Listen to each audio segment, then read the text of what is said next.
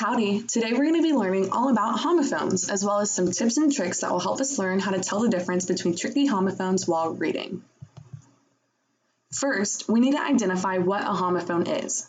Homophones are two words that sound the same but have different meanings and spellings. They can be super tricky, especially while we're working on reading comprehension. There are lots and lots and lots of different homophones. The ones listed on the screen are only a few. It would take forever to name them all. Some common homophones that you may see often are be and bee, like to be at a place or bee, the bug that stings you. There's also no and no, like I know something and no, I don't want to do that.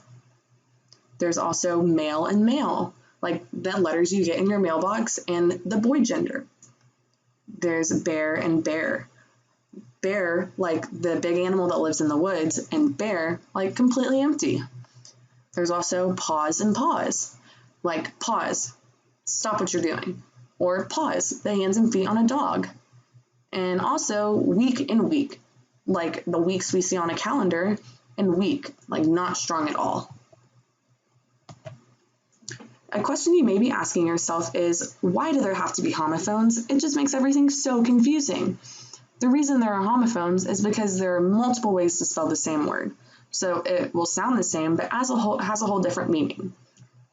An example is the N sound.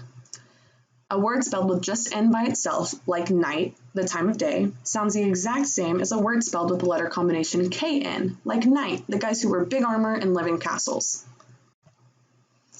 So one trick that you can use to help you learn how to distinguish between different homophones is by linking the word to other words that you know. For example, hear, like what you do with your ear, and here, like a place.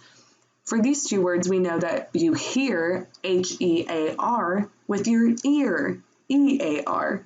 So when we read here, spelled H-E-A-R, we know that it means to listen or use our ears.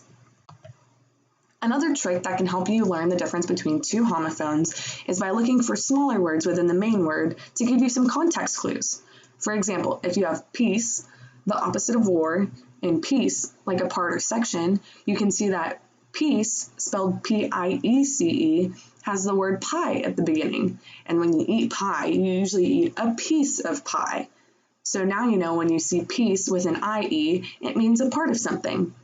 Hopefully this presentation was a fun way to make homophones a little bit less confusing for y'all.